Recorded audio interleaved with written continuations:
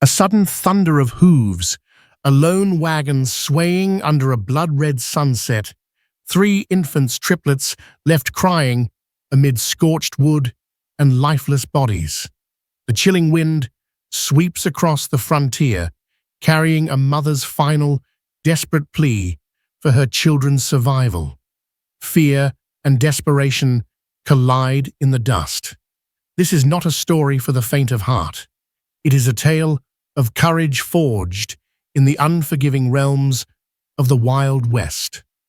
The triplets, fragile as a whisper, find their only salvation hidden in the craggy mountains, and fate's hand guides a Sioux warrior to their side. Prepare for revelations, revenge, and hope. The late afternoon sun beat down on the high plains of the Dakota Territory.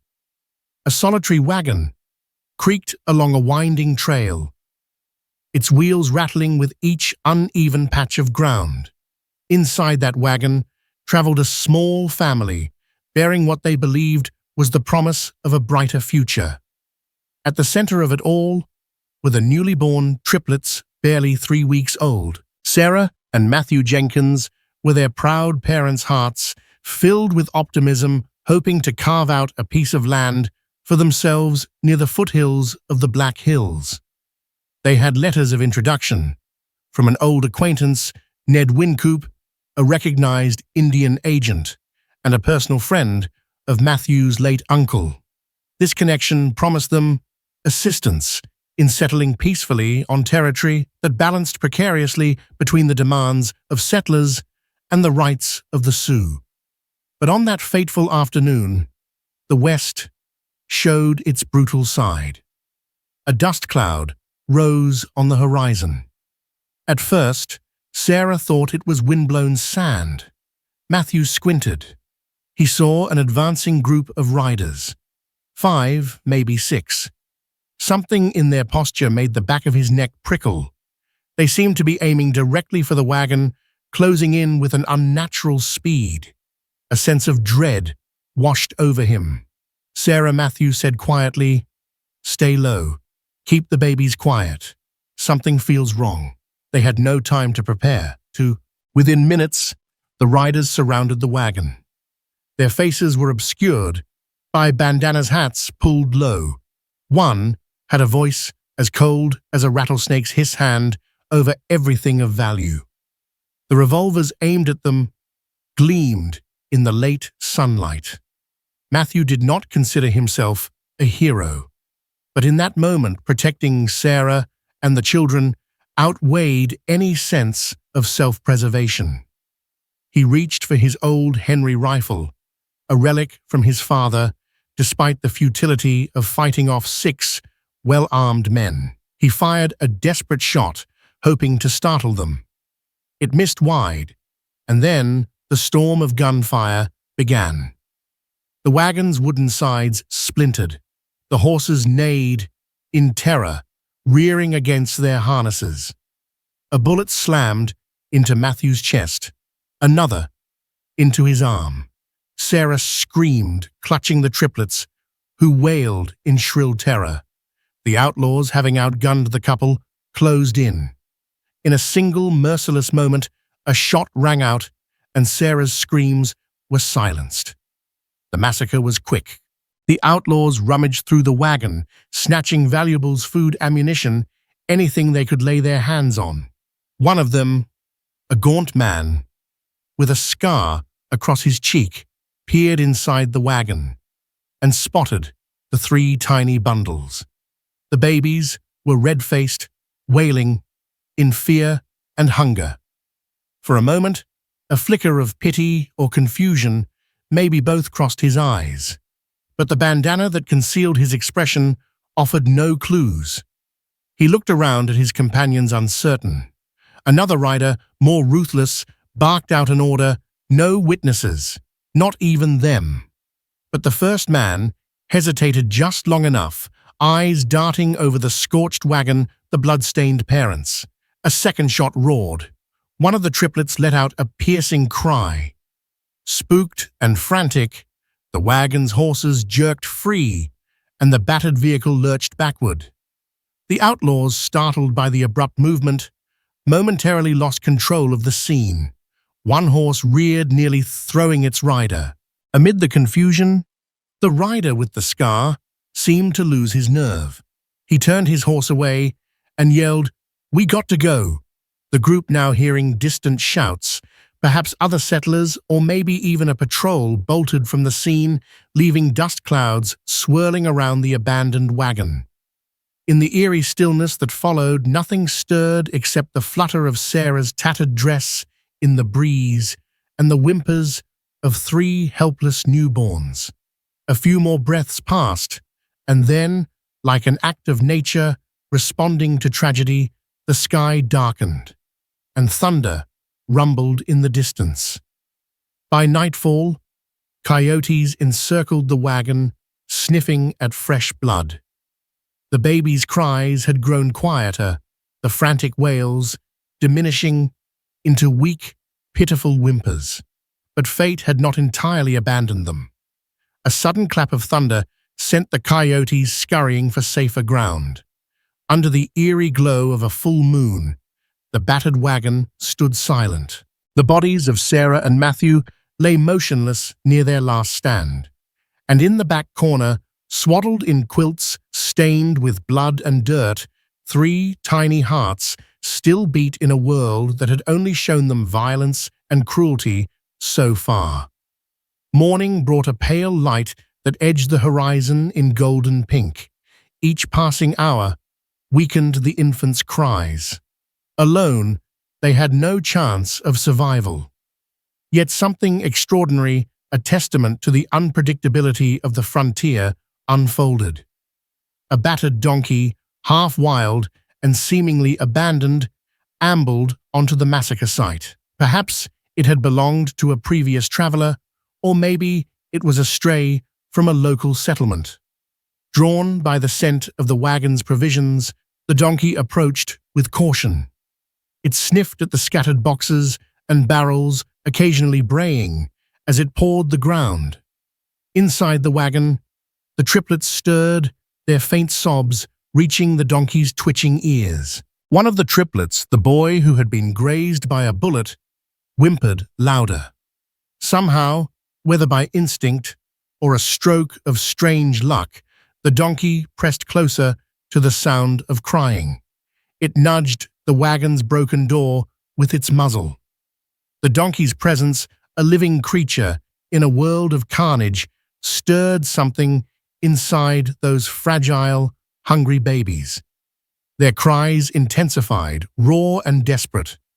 Days on the frontier can be cruel.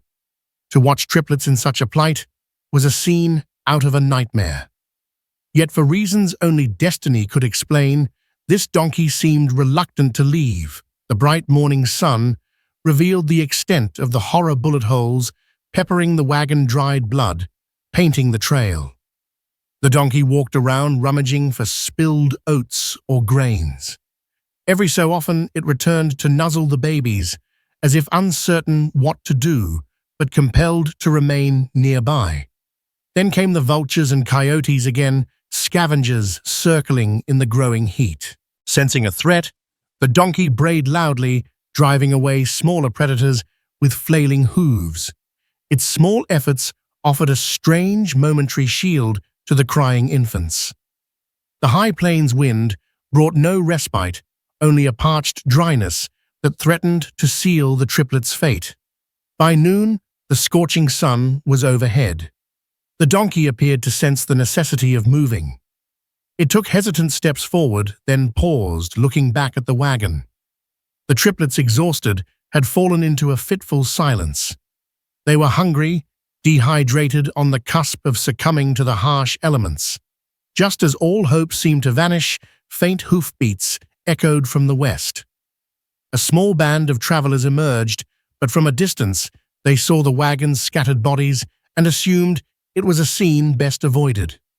2 of them skirted wide around the massacre site, only casting glances of pity and fear. The donkey eyes, reflecting both hunger and stubbornness, brayed in protest, as if pleading for help, but the travelers continued onward, unwilling to tempt the troubles that might lie in wait. Eventually, the sun dipped low. The donkey resumed its pacing around the ruined wagon. In an almost miraculous moment, the donkey discovered a half-full canteen among the scattered goods. Perhaps it had once belonged to Sarah or Matthew. With an awkward accidental step, the donkey kicked the canteen, spilling water onto the parched ground. A few precious drops dribbled into the wagon. One of the triplets felt moisture against cracked lips and gave a renewed cry. Night fell again, cold and starry. A second day began. Weak but still alive, the babies squirmed in the wagon. Their survival teetered on a razor's edge. On the third day, clouds gathered dark and ominous. Rain hammered the plains, soaking the wagon's interior. The donkey took shelter beneath a half-collapsed flap, trembling. The downpour filled broken bowls, buckets, and any container it could. The babies tasted rainwater, lapping it off soaked blankets.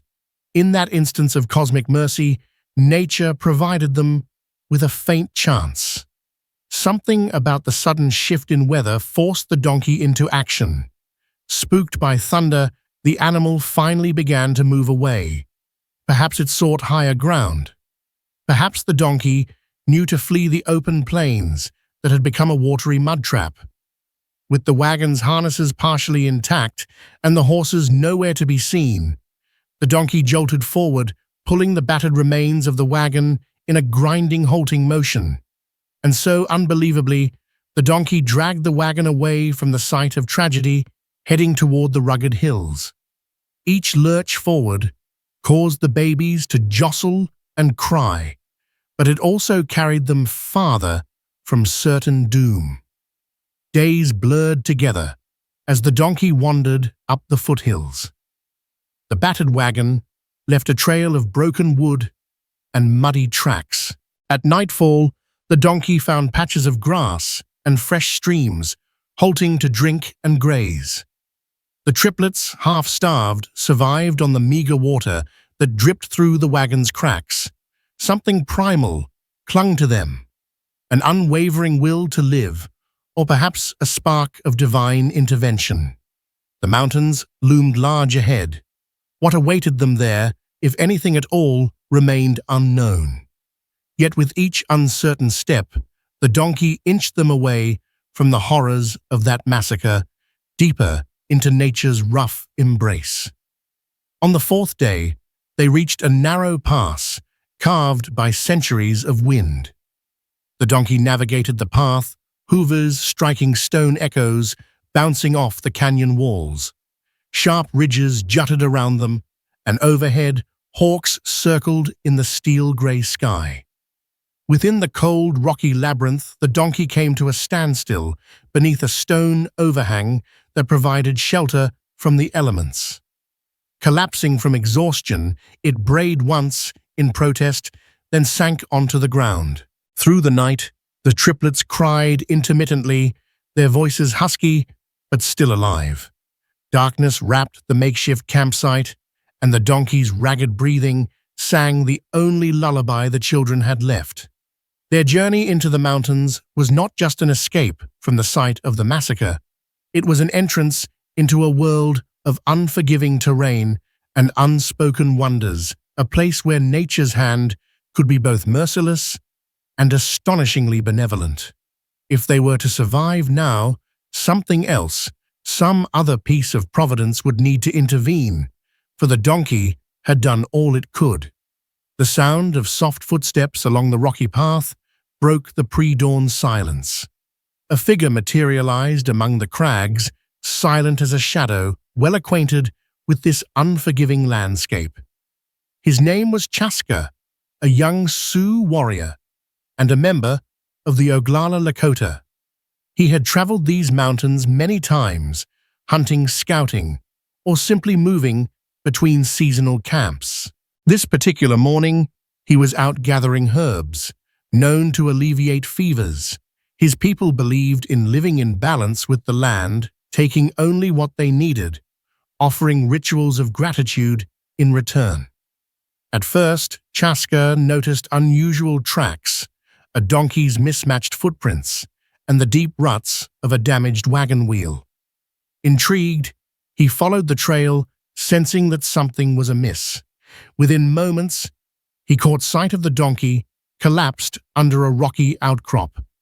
The animal's breathing was shallow, and the wagon it dragged looked ready to crumble. Chaska's approach startled the donkey, which rose to trembling feet and brayed weakly as if in complaint. Carefully, the warrior neared the wagon. What he saw next made his heart clench. 3 infants, filthy with mud and dried blood, barely strong enough to cry, lying in a heap of soaked blankets. Their eyes were sunken, their cheeks hollow. Even in the harshness of the plains, it was not common to see children abandoned in such dire straits. He crouched low, speaking soothing words in his own tongue. He wasn't sure if they would comprehend the tone, but he hoped it might calm them. One of the triplets, the boy, turned his tiny head toward the sound, letting out a rasping cry. Chaska saw a graze wound near the boy's shoulder crusted with dried blood.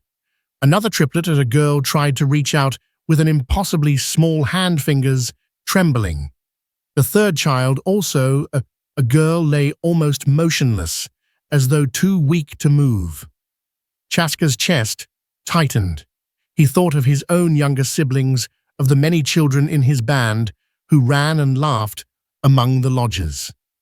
Leaving these little ones to die was unthinkable. That was not the Lakota way. Gently, he lifted each infant, cradling them against his chest to share his body heat. He fetched water from a nearby stream, using a small leather pouch, carefully dripping it onto their parched lips. Their tiny tongues flickered, tasting the water. A soft murmur escaped the lips of the boy, as if gratitude or desperate longing for more. He knew that time was of the essence. Without immediate care, these children would not survive another day. But taking them back to his band was not a simple choice either. Tensions between the Sioux and white settlers had been rising, especially with the rumors of gold in the Black Hills. Bringing 3 white infants into a Lakota camp could be misunderstood, potentially igniting trouble.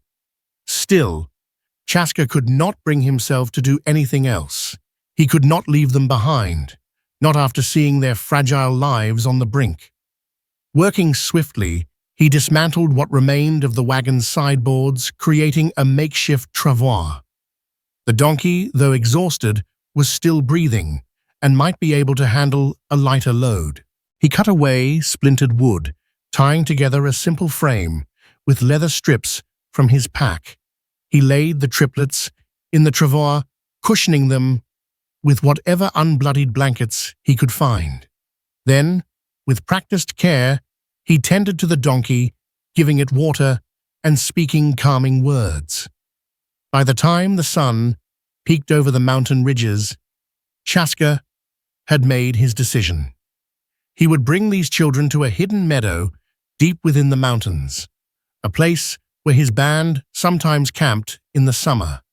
There he knew of a wise elder, a woman named Red Leaf, who was skilled in healing. If anyone could give these infants a fighting chance, it was her. The journey would not be easy. The travois dragged across uneven terrain, and the donkey's pace was agonizingly slow. Several times, Chaska stopped to feed the children sips of water or soft bits of mashed berries he found along the way. He moved carefully, aware of the precarious line.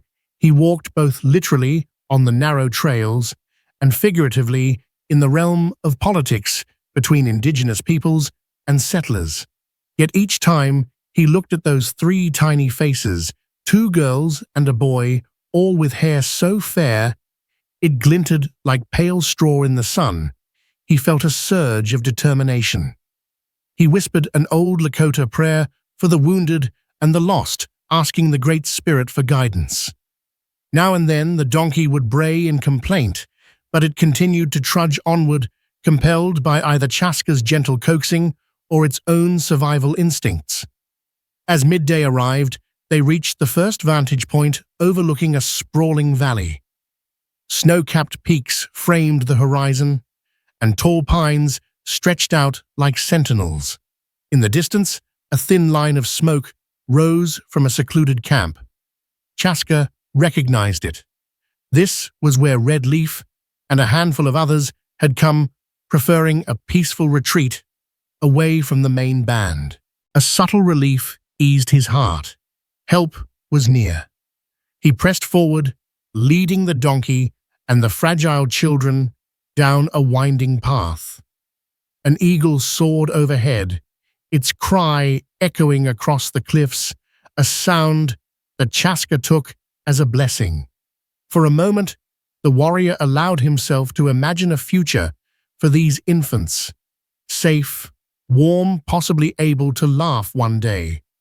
They had survived a massacre, endured days in the wild, and had been carried into the heart of the mountains by a stubborn donkey. Perhaps in some way they were marked by fate for a greater purpose. At last they neared the hidden meadow, a small circle of lodges and lean-tos nestled against a backdrop of towering pines. He could see an elderly figure at the edge of the camp, already gazing in his direction as though sensing the arrival of something important. With renewed urgency, Chaska guided the donkey into the clearing. Red Leaf approached her weathered face, showing surprise and concern when she caught sight of the children. "They need help," Chaska said softly in Lakota, his voice catching with emotion he rarely displayed. "I found them. They have no one." Without hesitation, Red Leaf guided him to a vacant lodge, motioning for him to bring the children inside. The old healer knelt by them, her hands gentle, but her eyes filled with purpose. She gestured for Chaska to begin fetching clean water from the nearby stream. Even as she unwrapped the blankets, she whispered a prayer over each tiny head. In that moment, Chaska realized something profound. He had become more than just a rescuer. He was now the guardian of a fate he could not predict, entwined with the lives of 3 helpless children who had already defied impossible odds. The inside of Red Leaf's lodge was dimly lit by a small fire in the central pit. Herbal bundles and dried plants hung from the ceiling, and the soft rustle of deerskin walls provided a comforting cocoon against the mountain chill. The 3 infants, swaddled in clean furs, lay close to the fire where the warmth could ease their shivering bodies. Red Leaf worked tirelessly, applying salves made from local plants to the bullet graze on the boy's shoulder. She washed away days' worth of grime and blood, each basin of water turning murky with the ghosts of their past. The little girls had sores around their mouths from dehydration, and their cries were weak, but they clung to life with a surprising ferocity. Chaska sat by the entrance, watching every movement. When Red Leaf asked for more water or additional herbs, he jumped up to retrieve them. He wished he could do more, but his skill lay in the hunt and the way of the warrior, not in the gentle arts of healing. He found himself studying the children's faces, memorizing every subtle change. His heart lurched each time they coughed or whimpered. Outside the small camp of 3 or 4 families whispered rumors about the pale children brought in by Chaska. Some worried about the repercussions if word reached hostile ears. Others, touched by the orphan's plight, offered what little they could, goat's milk, bits of cloth, or comforting lullabies. One woman's singing bird, who had recently lost an infant to fever, was particularly drawn to the triplets. She sat with Red Leaf massaging the children's arms and legs to stimulate their circulation, tears in her eyes at the memory of her own lost child. For 2 days, the children hovered between life and death. The boy, though injured, appeared the strongest. One of the girls wheezed with each breath, and Redleaf used a poultice of wild sage and pine needles around her chest, hoping to draw out any infection. The other girl barely cried, her whimpers so soft that Chaska had to lean close to be sure she was still breathing. He wondered if she remembered, even in her infant state, the horror of the massacre. Perhaps some deep imprint of that terror lingered in her tiny mind. On the morning of the 3rd day, a beam of sunlight pierced through the lodge flap. Redleaf woke early to check on her patients. To her relief, she found the triplets with improved color in their cheeks, their eyes alert, and a soft cooing in place of pitiful cries. A cautious smile broke across her weathered features. "They will live," she said to Chaska, nodding. "The Great Spirit has been kind." That same morning, Chaska stepped out into the crisp air to find a small gathering of men from the camp waiting for him. Their leader, a middle-aged warrior named Iron Hawk, fixed him with a stern look. "You have done a good deed," Iron Hawk said in Lakota, "but we must consider what this means for us. If these children's relatives come, or if the soldiers find them here, it could bring danger." Chaska bowed his head. "I understand your concern, but I could not abandon them. They are innocent." Ironhawk shifted his stance. "Redleaf says, the children are strong. For now, let them heal. We will decide how to proceed when they are well enough to travel." Another man, younger, more brash, spoke up. "It might be better to bring them to Fort Laramie or to some other place where the whites can care for their own. We should not risk our safety." A tense silence followed. Chaska clenched his jaw, anger sparking at the suggestion. He tried to calm himself. He knew they had a point. The triplets' presence was a risk, an arrow that could pierce the fragile peace that existed between the Sioux and the encroaching settlers. Still, he found himself speaking firmly. "I am responsible for them now. I will do whatever is necessary to keep them safe and to protect our people's interests." Ironhawk exhaled a reluctant acceptance in his demeanor. "We will talk more later. For now, focus on the children." Over the next week, the triplets made remarkable progress. Redleaf's remedies, coupled with a steady diet of goat's milk sweetened with a little honey, brought color back to their cheeks. Their small arms and legs filled out no longer just skin and bone. They began to cry with robust voices, a sound that seemed miraculous after those initial days of near silence. Chaska stayed close, feeling an attachment that surprised him. He often caught Singing Bird humming lullabies to the children, her voice carrying a gentle sorrow. Sometimes she would look up at Chaska with tear-filled eyes, and he sensed that caring for these orphans was helping her heal from her own loss. Yet amid the flickers of hope, shadows loomed. Twice during that week, riders were spotted far off in the valleys below, a band of white men.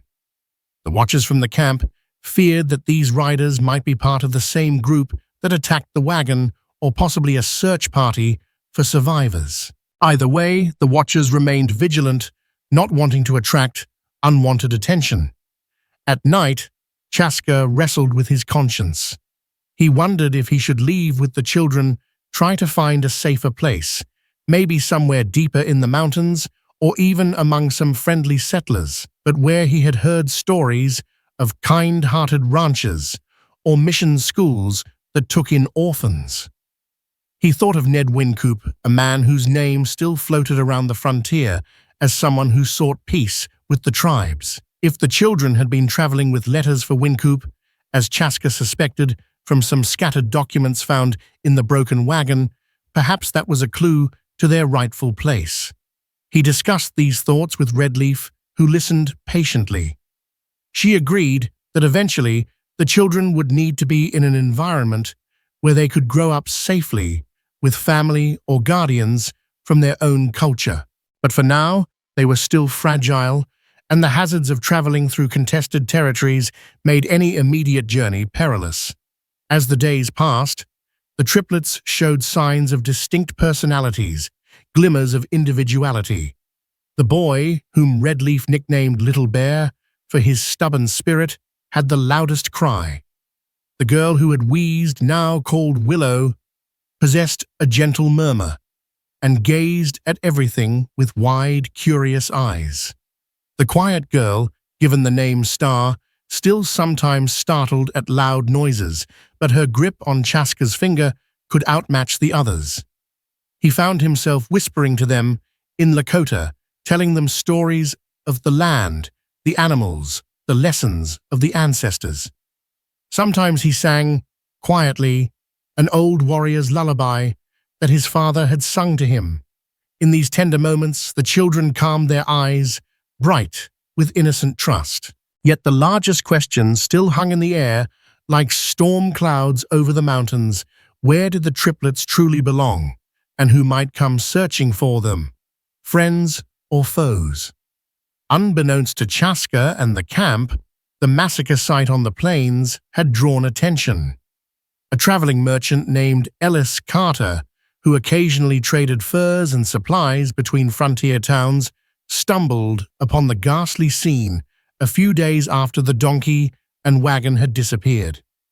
Carter was accustomed to the harshness of the West, but even he felt a jolt of horror at the sight of the bodies and the shredded wagon remains. He spent half a day burying the dead as best he could and said a silent prayer over the graves of Sarah and Matthew Jenkins. In the course of salvaging what he could sometimes a necessity on the frontier, Ellis discovered bloody documents, half-ripped letters addressed to a Mr. Matthew Jenkins from none other than Ned Wincoop, containing warm welcomes and details about prospective farmland near the foothills of the Black Hills. Further rummaging revealed evidence that there had been children on board small blankets, baby bottles. Yet Carter found no signs of these children's bodies. He puzzled over that grim omission as he loaded what meager salvage he could onto his pack horse. Aware that Ned Wincoop had a reputation for bridging gaps between settlers and certain tribes, Carter packed the letters carefully. Perhaps he could pass them along if he came across Wincoop. At the very least, he would inform the next town's lawmen about what he'd found. If there were children's remains unaccounted for, folks would want to know if they'd survived somehow, or if the outlaws had taken them. Carter's conscience weighed heavy on him.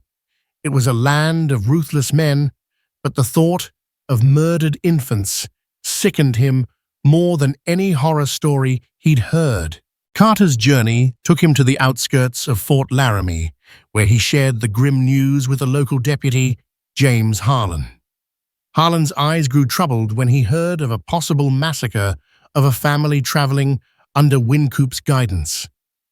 He knew that tensions with the Sioux could spark easily, and if rumors circulated that natives had attacked the wagon, it could lead to violent reprisals regardless of who was actually responsible. "I doubt the Lakota had a hand in this," Carter said bluntly. "The bullet holes, the footprints, it looked more like outlaws or bandits. But you know how folks talk." Harlan nodded, rubbing his brow. "I do. I'll file a report. If those children are still alive by some miracle, they'll need help. We'll keep our ears open for any clues." Carter left the letters with Harlan. Word soon spread in hushed tones around the fort and neighboring towns that a wagon train family had been murdered and that 3 infants were missing. Some whispered that the children had been stolen by Indians, while others believed bandits might have spared them either as hostages or for some darker purpose. A small reward was posted for information on the triplets' whereabouts, though few expected they would turn up alive. Weeks passed. A cunning tracker named Clayton Clay Ramsey, who made a living by hunting fugitives, caught wind of the reward. Ramsay was as ruthless as he was skillful, known for bending morality when profits were at stake.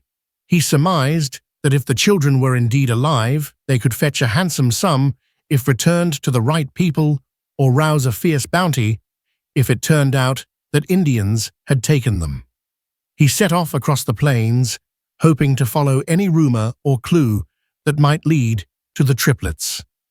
Meanwhile, back in the hidden meadow, Chaska remained blissfully unaware of the mounting search. He spent his days gathering food, hunting small game, and ensuring the triplets had adequate nourishment.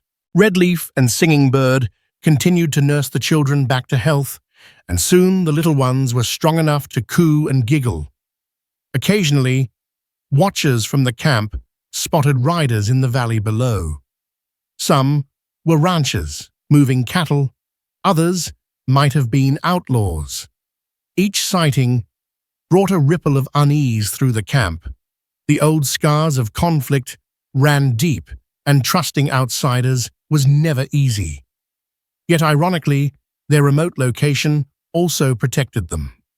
Few ventured so far into these rugged mountains unless they had a reason. One evening, Iron Hawk called a council to discuss the triplets' future.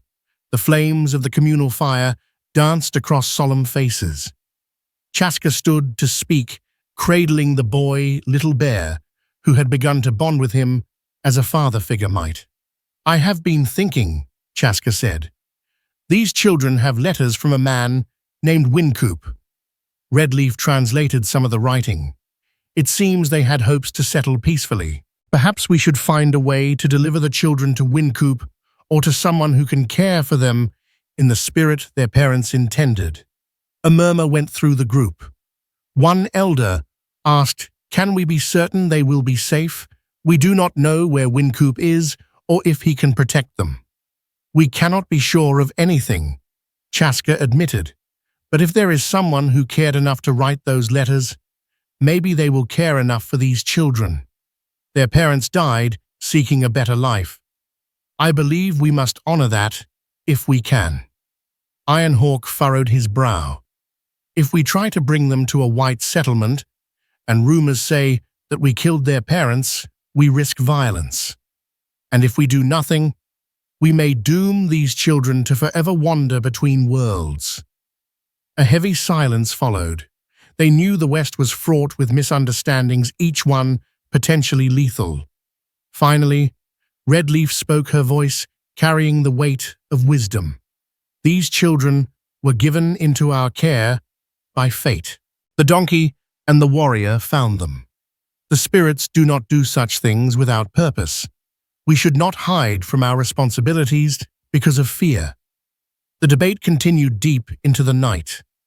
In the end, a cautious plan emerged. Chaska would travel with the children to an intermediary, someone with a reputation for fairness who might connect them to Wincoop. Rumor placed Wincoop near a settlement south of the Black Hills, but verifying that rumor might require stealth and cunning. If they could deliver the children to Wincoop, or at least to a safe guardian, the camp could avoid suspicion, and the triplets could be raised with knowledge of their heritage and with respect for the Sioux who saved them. The next day, under the bright morning sky, Chaska began preparations for the journey.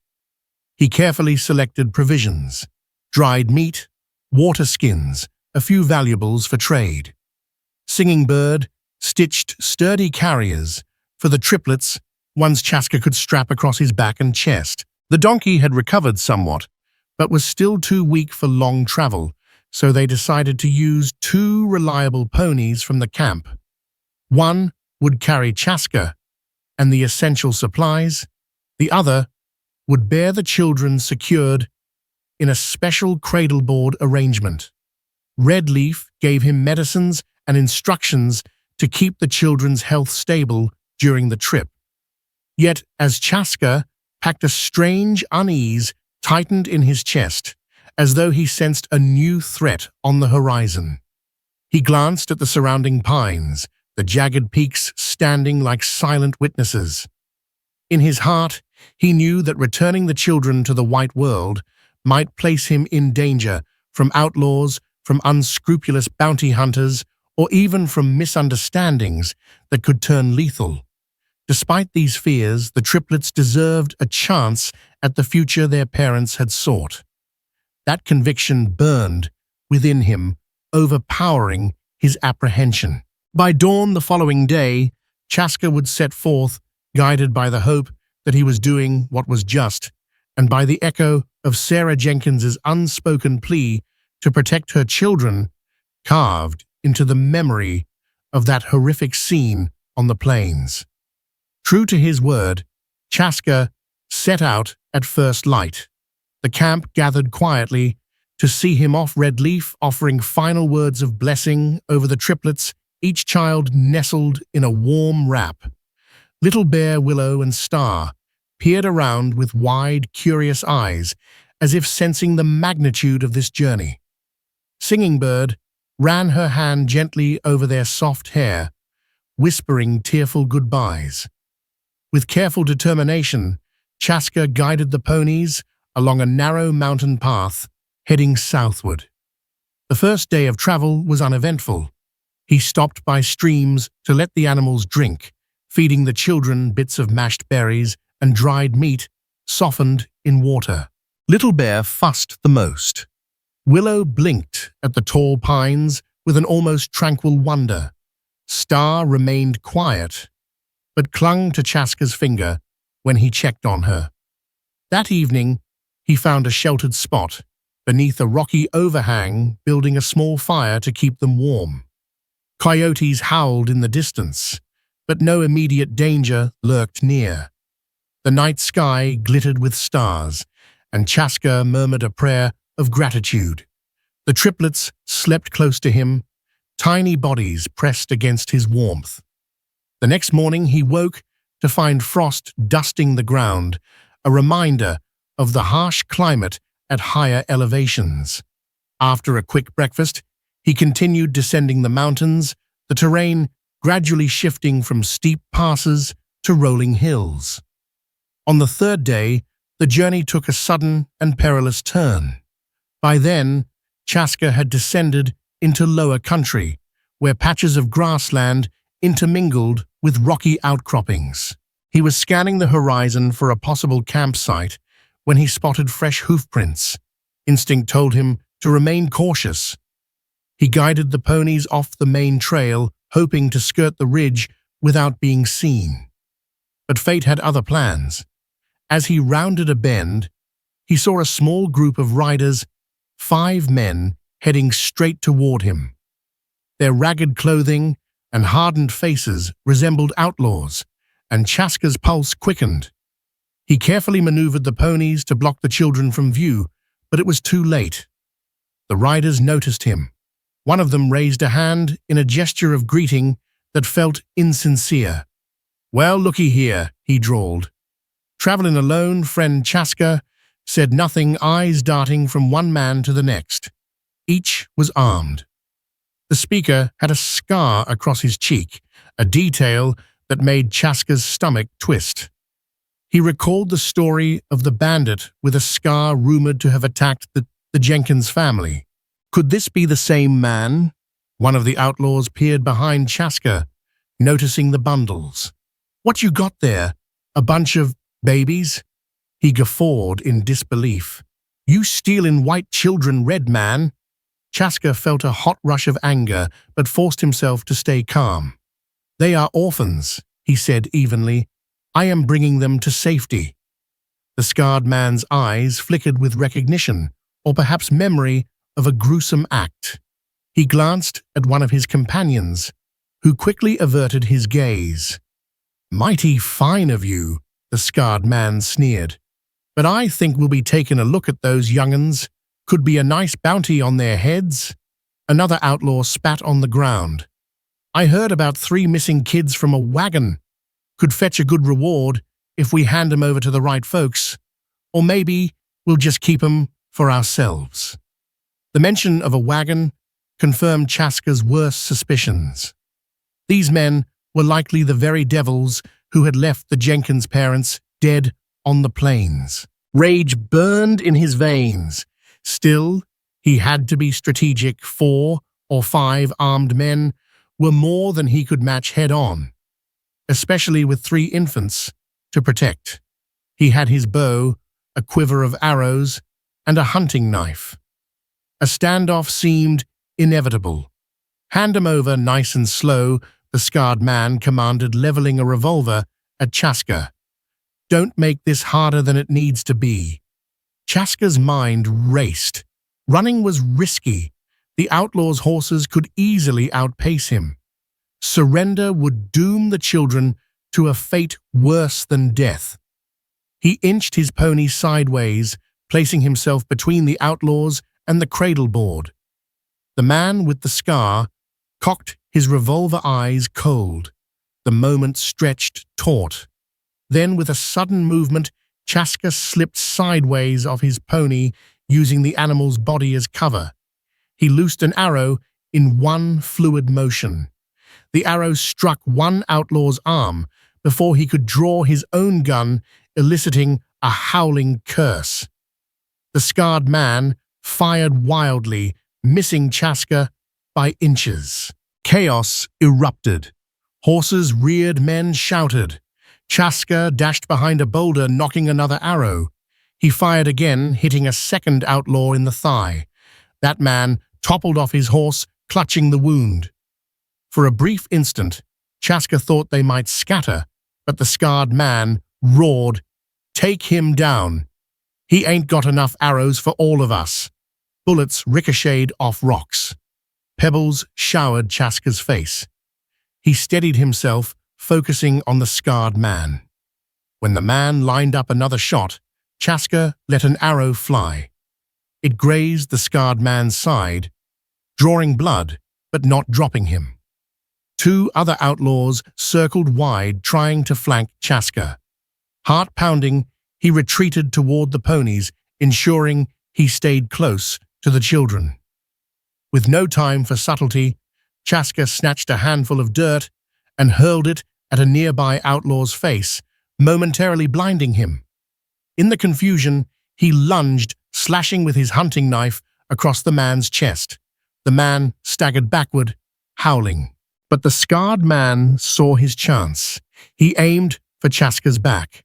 Suddenly, a piercing wail erupted from the cradle board, where one of the triplets, Willow, had begun crying at the explosive noise. The scarred man's hand twitched at the sound, his shot going wide.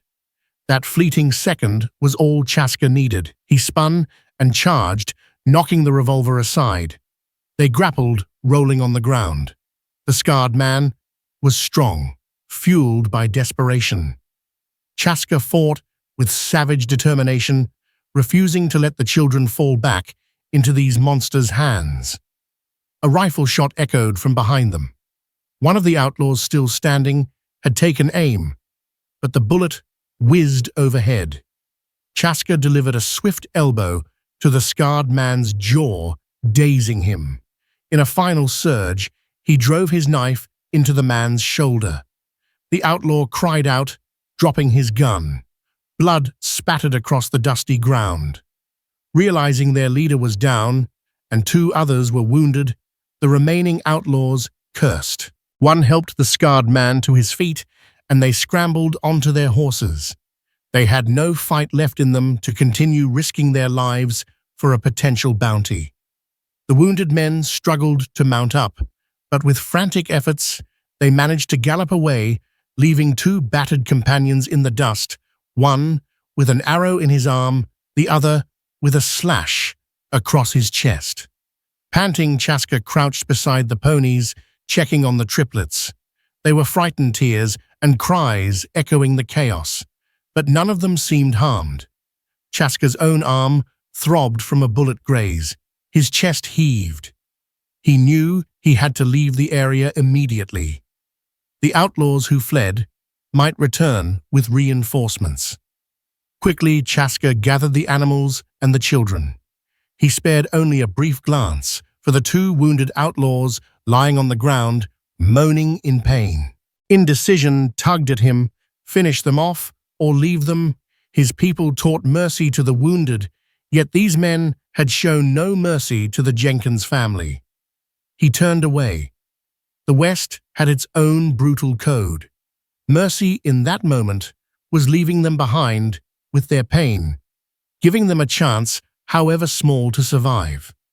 He mounted his pony, the triplets strapped securely in place, and spurred the animals onward, riding hard down the trail.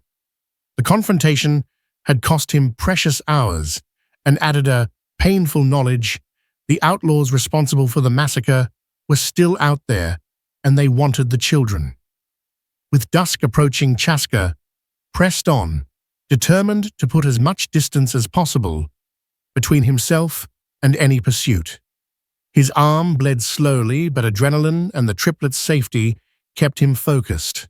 The final rays of sun faded behind the hills, and he vanished into the night, carrying with him 3 small souls who were again, against all odds, survivors. By dawn, Chaska's muscles ached with every movement. His arm throbbed from the graze, and the triplets had been restless through the cold night. He knew they couldn't endure much more without shelter. Stories among the Sioux spoke of a ranch near the Cheyenne River, owned by a kind older couple. With little choice, Chaska turned toward it. Midday brought the scent of livestock and smoke.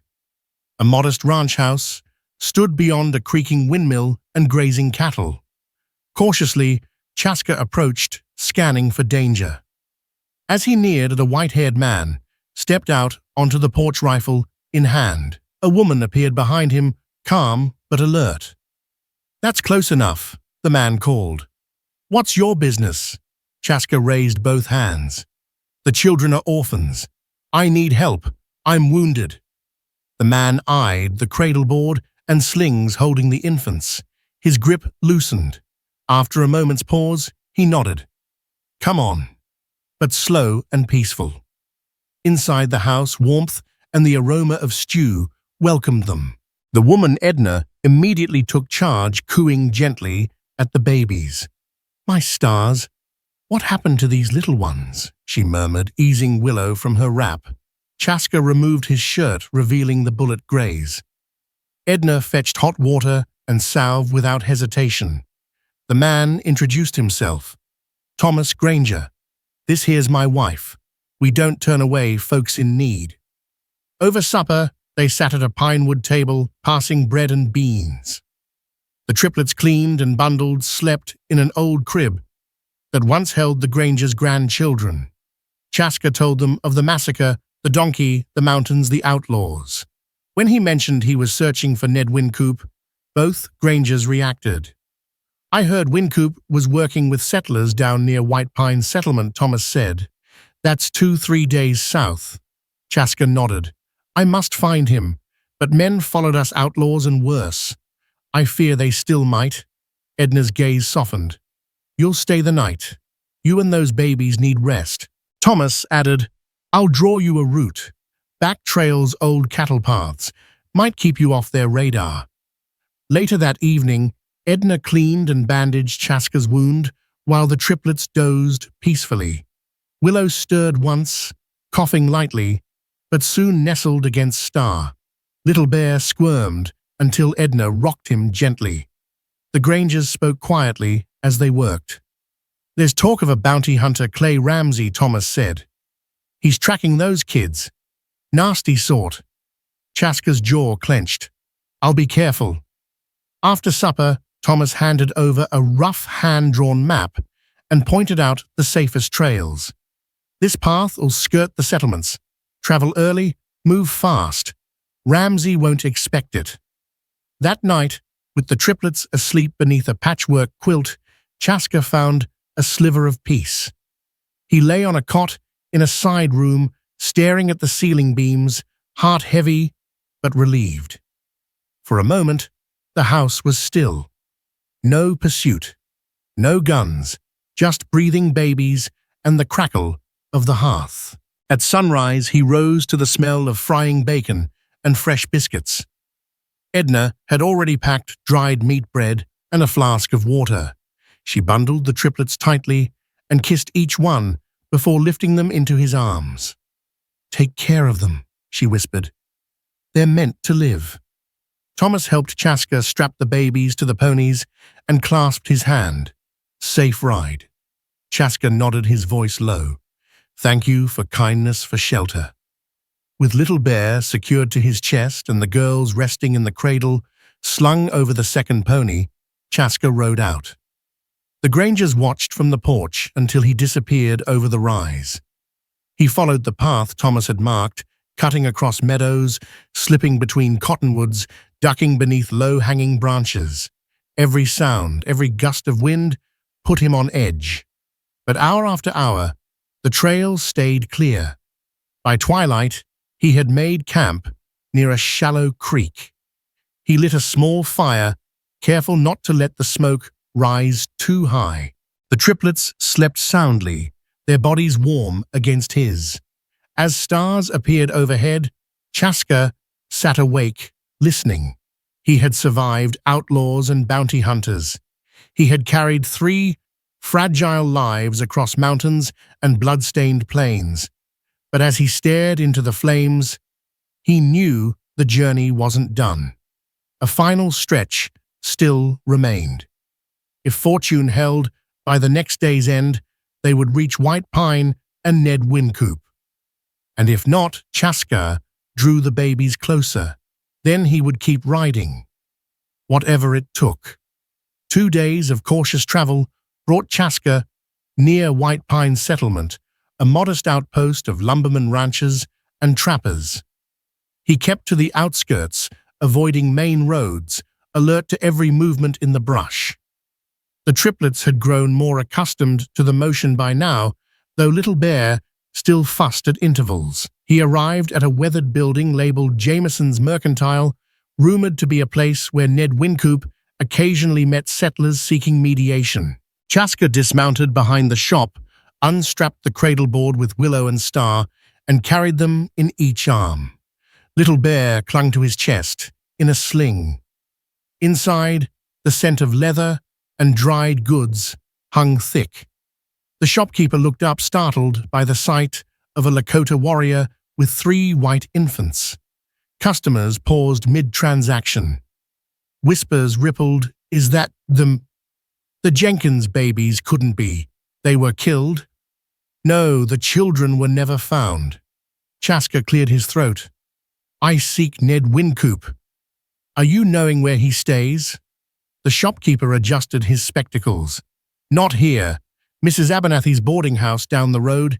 He stays there when in town." Chaska gave a small nod and backed out as murmurs followed him.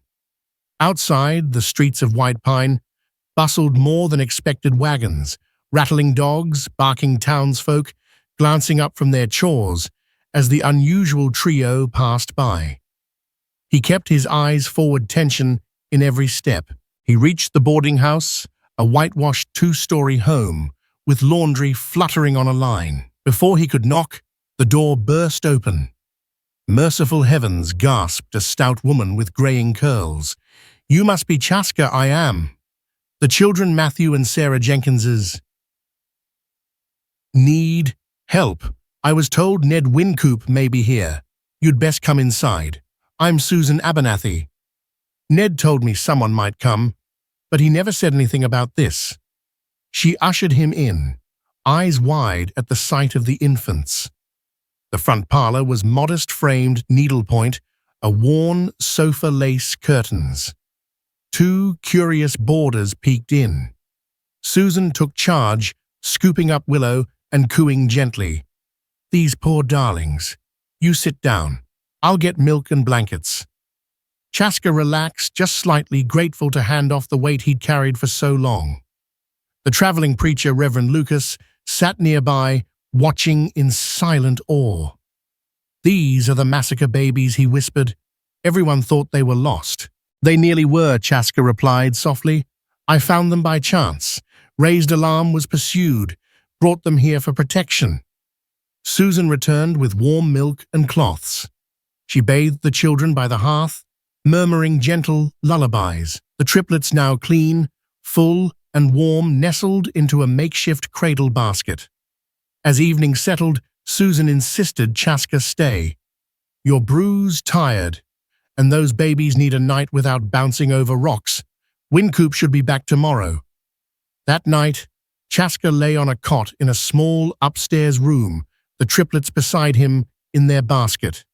He watched their chests rise and fall, the weight of weeks lifting slightly.